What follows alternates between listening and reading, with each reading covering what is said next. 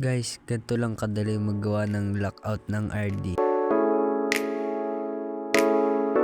Ganito kaganit nung nahigpitan ko na yung bolts sa RD ko. Ganito kalambot pagka naka-off yung RD. At para naman hindi na kayo matagalan, kumuha lang kayo ng Allen wrench na 2 at baklasin nyo dito yung 3 bolts sa may RD.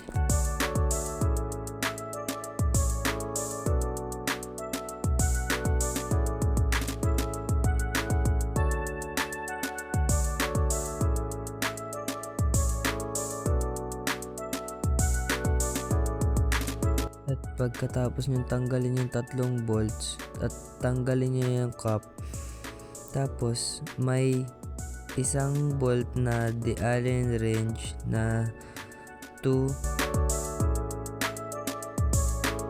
Higpitan tong bolts na to para may gumanit yung lockout.